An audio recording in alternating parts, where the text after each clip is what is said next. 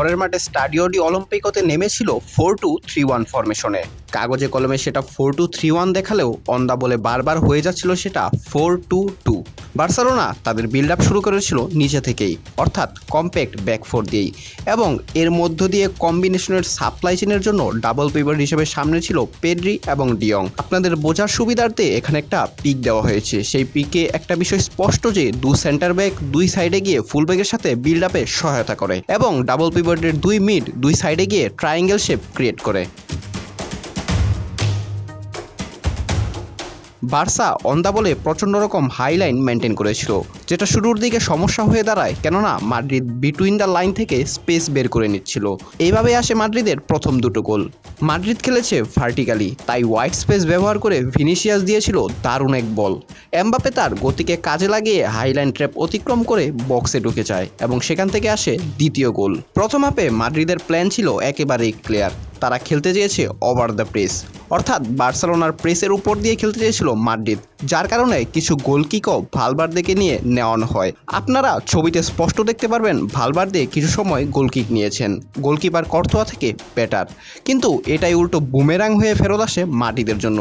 যেহেতু বার্সার ট্রানজিশনে খুবই কুইক, তাই মিডফিল্ডে ভালভার্দে না থাকায় স্পেস ক্রিয়েট হয় এবং সেটারই নিউমেরিক্যাল অ্যাডভান্টেজ নিয়ে ফেলে বার্সেলোনা। গোলকিক থেকে বল উইন করেই সাথে সাথে কুইক কাউন্টার করে ফ্লিকের দল, আর মাদ্রিদের দুর্বলতা তখন স্পষ্ট চোখে পড়ে যায়।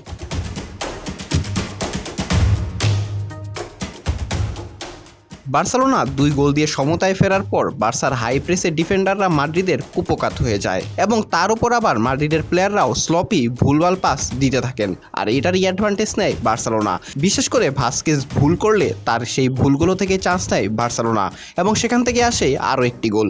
তৃতীয় গোলটা অবশ্য মাদ্রিদ খেয়েছিল এমবাপ্পে এবং সেবায়োসের মিসকমিউনিকেশনের জন্য। আপনারা এখানে ছবিতেই স্পষ্ট দেখতে পারবেন দুজনের মধ্যে ভুল বোঝাবুঝি হলে সেখান থেকে বল উইন করে সোজাসুজি কাউন্টার করে বার্সেলোনা এবং পরবর্তীতে রাফিনার শটে আসে গোল। মাদ্রিদ বার্সেলোনার অফসাইড ট্র্যাপ ভাঙার জন্য ইন্টার মিলানের থিওরি অ্যাপ্লাই করেছিল। ইন্টার যেমন ডামফ্রিজকে দিয়ে সেকেন্ড রান নিতে বাধ্য করেছিল, মাদ্রিদও জুড বেলিংহামকে দিয়ে কয়েকবার সেকেন্ড রানের অ্যাটেম্প নেয়। কেননা বার্সার অফসাইড ট্র্যাপ তখনই ইফেক্টিভ যখন তারা পার্টিকুলারলি মাত্র একজন সেন্টার ফরওয়ার্ডকে মার্ক করে, কিন্তু দুজন কিংবা তিনজন একসাথে রান নিলে তাদের ক্ষেত্রে বার্সার সমস্যা হয়ে যায়। আর এটা বুঝতে পেরে মাদ্রিদ দুজন প্লেয়ারকে সেন্ট্রাল স্পেসে রাখে এবং তাদের উদ্দেশ্যে কিছু বল বাড়ায়, কিন্তু ভিনিসিয়াসের ভুল এক্সিকিউশনের জন্য মাদ্রিদ সেখান থেকে সুবিধা আদায় করতে পারেনি। একটা বল এরকম ছিল ভিনিসিয়াস পেয়েছিলেন, কিন্তু ভুল টাচের জন্য সেই বলটা চলে যায় গোলকিপারের হাতে। সেই বলটা সাইডে হয়তো এমবাপ্পেকে দিলে সেখান থেকে ইজি এক গোল পেয়ে যেত রিয়াল মাদ্রিদ। তবে এমবাপ্পের হ্যাট্রিক গোলটায় এক্সিকিউশন ভালো হওয়ায় সেখানে চান্সটা কনভার্ট করা সম্ভব হয়েছে এবং এমবাপ্পের হ্যাট্রিকটাও সেখান থেকে এসেছে। বার্সা যখন প্রেস করেছে তখন সেই ফেলে যাওয়া জায়গা কাভার করার জন্য আরেকজন হাইব্রিড পজিশনে চলে গেছেন, কুইকলি অ্যাডাপ্ট করে নিয়েছেন। তবে রিয়াল মাদ্রিদ এই ক্ষেত্রে ছিল পুরোপুরি ব্যর্থ।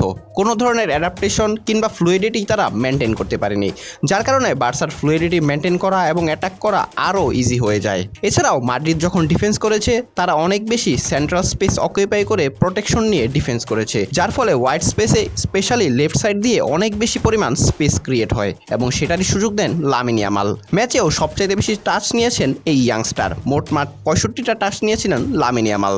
আপাতত রেকর্ড বুকে নাম লিখিয়ে সিজন শেষ করলেন ট্যাকটিক্যাল জিনিয়াস হানজি ফ্লিক। টানা 4 এল ক্লাসিকোতে জয়, প্রায় সব ম্যাচেই দিয়েছেন হালি। পরবর্তীতে যাই হোক, অন্তত এই সিজনটা কোনোদিন ভুলতে যাবে না বার্সা সমর্থকেরা। অঙ্কুর গমেজ, বিডি আর্কাইভ স্পোর্টস।